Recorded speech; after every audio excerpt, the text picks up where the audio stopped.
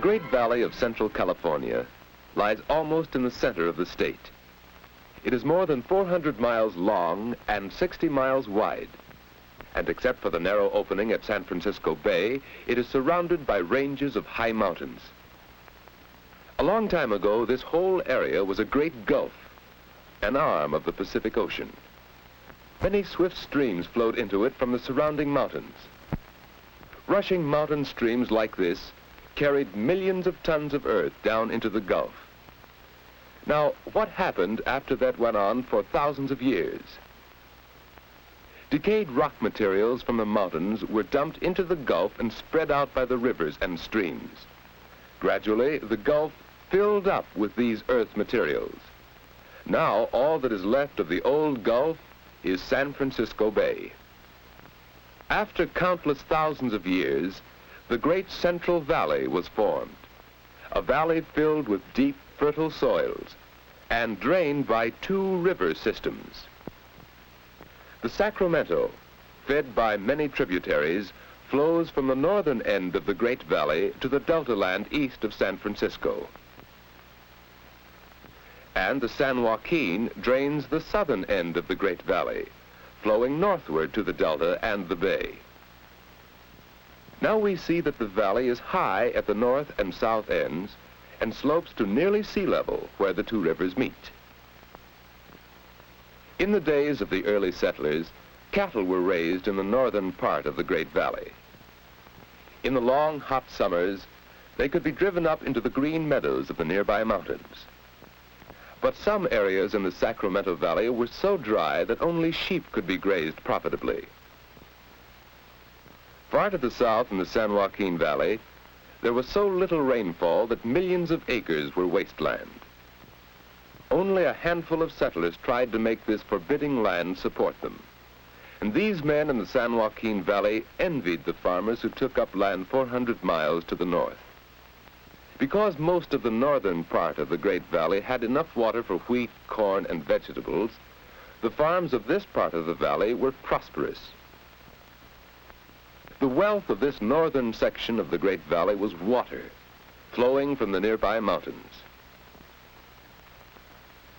The farmers on this land harvested rich crops. Dairy farming prospered with green pastures and pure water.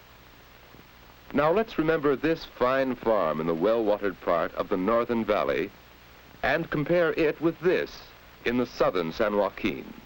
This soil is rich. Given enough water, it could produce bountiful harvests. Only about 40 miles from this dry valley floor, but higher in the rain-moist Sierra Nevada mountains, are the giant sequoia trees. How mighty water can be in shaping the landscape. But nature had not provided water down in the valley. Millions of acres would have remained a barren waste if the men who settled this part of the Great Valley had not used their knowledge and strength to irrigate the land. They dug wells and pumped water into the naturally fertile soil. As more and more water was needed, they built reservoirs to hold the excess water of the winter rains. The frost-free growing season is more than 240 days a year, and with irrigation, many farms produce several crops each year. Today, the valley is benefiting from the creation of a giant irrigation project. Many huge reservoirs and a great network of canals and pumping stations provide water for millions of acres in the Great Valley. When man used his wisdom and energy to bring water to this land, he worked wonders. The irrigated soil yields heavy crops of long-stapled Egyptian cotton. The original cotton seeds were imported from the muddy delta of the Nile River. The climate and soil of the entire Central Valley are excellent for grapes, and its vineyards rival those of France and Italy. Many varieties of grape are used to make the wines for which the valley is famous. And here's another famous crop of the valley, raisins. The ripe grapes are placed on paper trays right in the vineyard, where the hot sun dries them and turns the juice into sugar. When they are dry on top, they are turned to dry the grapes evenly and prevent mildew. The city of Fresno is known as the raisin center of the world. Men use the hot sun of the long, rainless summer to dry grapes into raisins, plums into prunes, as well as figs, pears, and apricots. Dried fruit is a major product of the Great Valley, and conditions for drying it are at their best near Fresno. Finally, the trays of nearly dried fruit are stacked so that nature will finish the process slowly in the shade.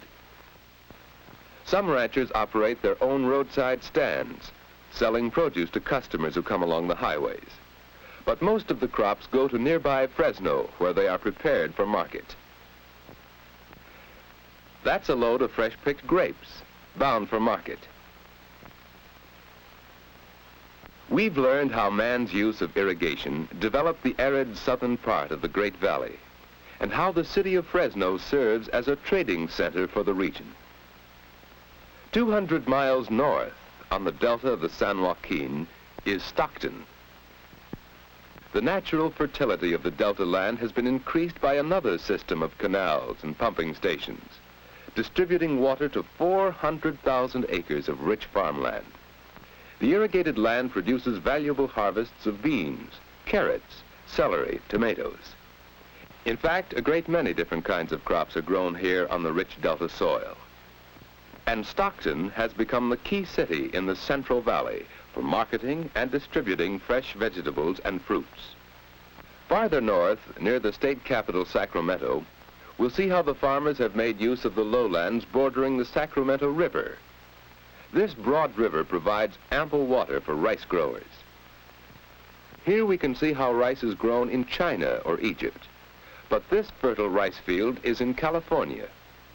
Huge fields are flooded, diked into large squares, quite unlike the small paddies of China or Egypt.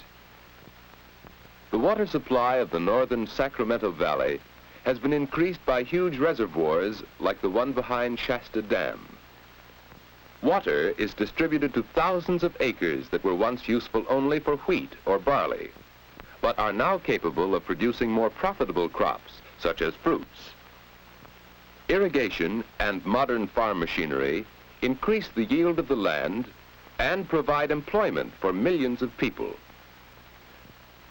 The city of Sacramento, chief trading center for the Northern Valley, lies at the head of navigation on the Sacramento River.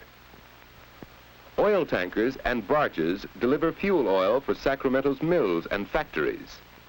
For this city has become a busy manufacturing center, producing tools and machines needed by the farmers of the valley. To ship these products and to bring in raw materials, Sacramento is served by one of the largest railroad yards in the nation at Roseville nearby. Stockton, serving the rich delta land farther south, markets and ships vast quantities of valley produce.